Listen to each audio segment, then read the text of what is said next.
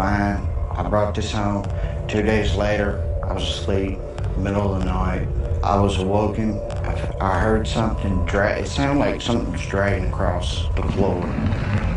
In your house? Yes, sir. I went upstairs, looked around, didn't see anything. Nothing was out of the ordinary. Nothing had been moved. I shrugged it off, turned the light off, went back to bed. Was this upstairs? Yes, sir. It was? It was. Later that night, I heard something that sounded like somebody was talking. Did it ever climax into something more severe? A shadow. Shadow figure? It was a humanoid type figure. As I came up the stairs, I immediately, it just froze me in my tracks. I didn't know what it was. I couldn't explain it. And all this stuff happened how long after you got this? 2 days. 2 days? 2 days. Okay. So why are you bringing this here right now? Because I want to get rid of it. I don't want it in my house. I can't sleep. Are you okay if we open it right now, just so I can inspect it? Yes. Do you want to open it? Nice and slowly.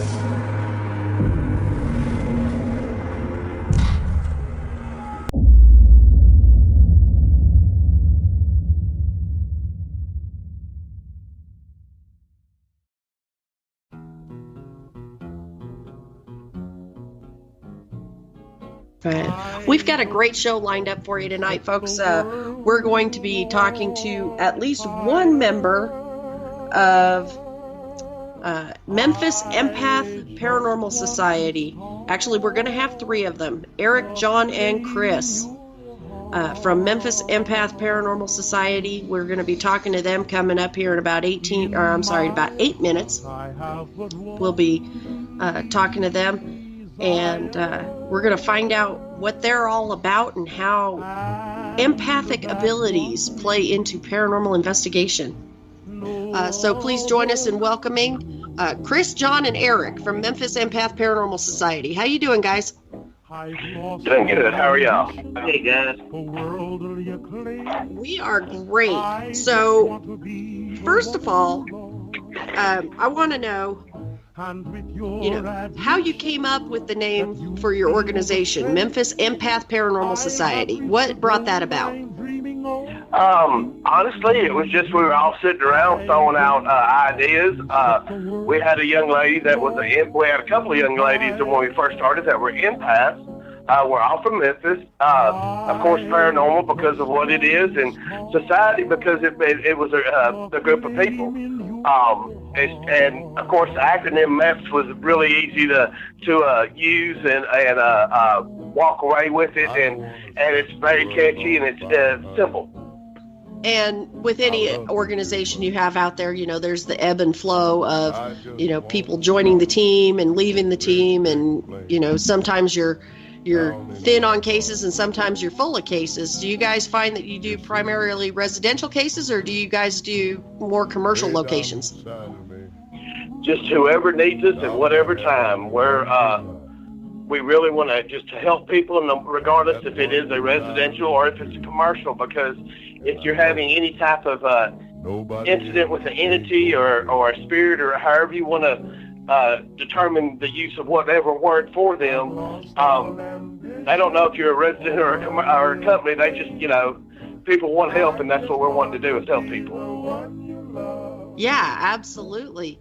And so do you guys focus primarily then on the scientific side of investigating, or do you focus on the metaphysical side of investigating? Well, this is Eric, and we try to, and when we investigate, we try to conduct investigation based on scientific theory. We focus basically on physical evidence. Now, we do also use the ghostbox a lot when we do investigate, even though there's no really scientific backing to using the PSP. What's up, everybody? I hope you all are doing good. I hope you're staying well. I hope you're staying safe, washing your hands. Guys, I wanted to talk to you about something a little different this week. Perhaps something new. I know you're thinking, man, what are you doing with these old radios sitting here? This has nothing to do with the ghost hunting, urban exploring, right? Well, I'm going to get into that in just a minute, but you guys got to stay to see what I'm going to do. So anyway, I'm cooped up, stuck at home just like you guys are, and I figured there's no better way to do something with my time while I've got it, right? I'm always busy. I'm working 60, 65, 70 hours a week, and right now I'm itching to explore, but I'm trying to do the right thing, trying to stay at home and quarantine, and try to stay well, just like all of you are. Guys, I wanted to talk to you something this week about something that we do when we go out and we ghost hunt, right? So one of the things we do, one of the things that I see a lot of paranormal investigators relying heavily on is this little tool right here, the ghostbox, right? Now, I'm not a big fan of the apps. The apps, they're just so easy to debunk. I personally don't care for them. I really just don't believe in them. When it comes to these and physical radio waves that are traveling through the air, these are a little bit harder to debunk, especially at the sweep rate that the radio is running through. It's just, they're too hard to try and debunk. If you can debunk it, feel free to go ahead and do so. But I will tell you this, guys, I have come up with an idea and a theory, and I'm going to put that idea to work. Now, I will go into this. I don't know if a lot of you guys know about what I did before I started doing YouTube. I actually was into the antique business. Now we're going to get into these bad boys. So I bought and resold antiques for quite a while. Got to learn a little bit about the stuff, and I've always had a passion for it. Now, a while back, a few years ago, I made a purchase at an online auction that ended up bringing me in possession of a mobile Last Rites box. Now, some of you may have seen that on that popular TV show called Daily Possessions with Zach Bagans. You may have saw me in that with that Last Rites box. Yeah, that's right. That Last Rites box, it had a attachment to it. I don't know what it was. It was dark, scary. I wanted it out of my house. Now, I've always been intrigued by the paranormal. I've always been an open-minded skeptic, but this was just too much. It had to go. It was causing a lot of problems, and I reached out, and next thing I know, Zach Bagans was contacting me, asking me to put it in a museum. I'll show you a clip of that right now. Oh, it's lovely. Wow. Holy cow. Do you know any background about this, Mom? Like you mentioned, it's the Last Rites box, correct? That's what he what said? was explained to me. Okay. That, Who What was is the in Last there? Rites box? When someone's dying, they will bring it in, and the priest will come in and they'll put the candles in at their bedside. It's more like a portable altar coming over to the bedside. Well, it's intriguing enough that I want to observe it, I appreciate it. Okay, transferring it over to us. I think that's a smart thing. So, thank you very much. Thank you. Yeah, man. So guys, anyway, I still have a fascination and a love for antiques, and I thought, what a better way than to create a device that would actually get us closer to being able to communicate and have an open line with the spiritual world, right? So what I decided to do is I'm going to take these bad boys right here. Both of these radios are going to be a project. They're actually going to be ghost box. That's right. We're going to turn them into a ghost box. I'm going to let you guys decide on what we call them. I've thought of a few names myself, but we're going to get it finished. We're going to probably do this one first. This one, both of these radios are almost 100 years old. The tombstone right here is actually, it is a 1935 model. This one is a 1927 True Tone short band radio that was sold by Western Auto. believe it or not. Anyway, this one's beautiful. Both of them are in great shape. Both of them actually are working models. So, but anyway, guys, we're gonna completely change it up. They're gonna keep the same look. We're not gonna change anything about the looks. We're gonna go in. I've got a guy that is an audio engineer that is gonna help me design this. Now, what it will do is it will actually take and it will actually run off the PSP7, the PSP11. You can even run it off the apps if you want to. I'm gonna highly recommend that you not. But what we're gonna do is we're gonna take that and connect it directly to the box itself.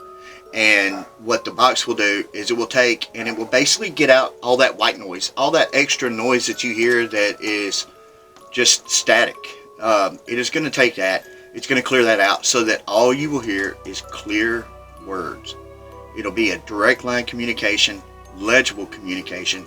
You know, a lot of times when we hear somebody doing a ghost box sessions, a lot of times we might hear one thing. The person with us or the viewer may think they heard something else. Kind of like looking up at the sky, seeing a cloud and say, oh, well, that looks like a car. And somebody says, oh, no, that looks like a giraffe. It's pareidoia. But what this will do is this is gonna clear that up. This is gonna make it completely legible. These are gonna be, they're gonna be able to be carried out wherever we go. They're gonna run on battery packs.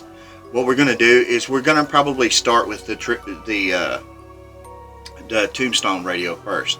We're gonna start with it. It's gonna be an easier build. It's gonna take a little time. I'm gonna bring you guys along with us every step of the way on it as we're building it. It's gonna take us a couple of months to build, but I am totally excited about this. This is gonna be phenomenal. Depending on how well it works, which I'm sure it will. I've already looked at the whole plans, the whole working plans. I've got the knowledge now how to do this, to accomplish this.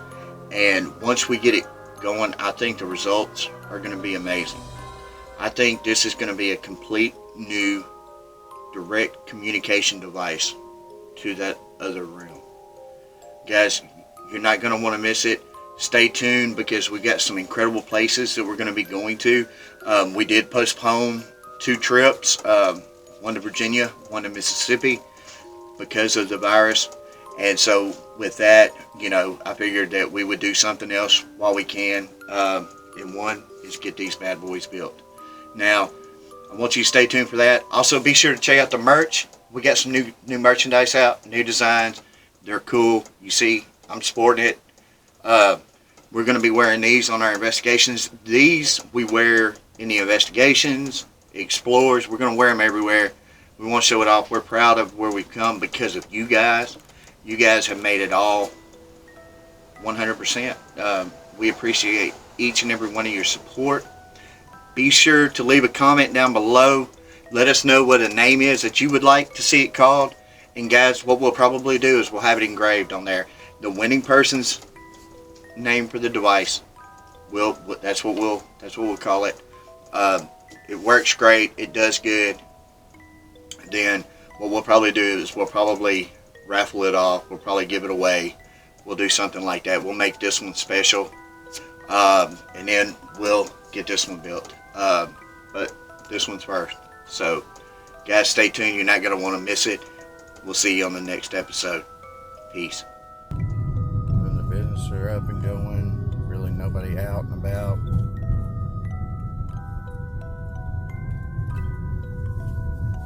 See a couple of people out walking, exercising. But this is usually packed through here at any given time. There's the Orpheum Theater.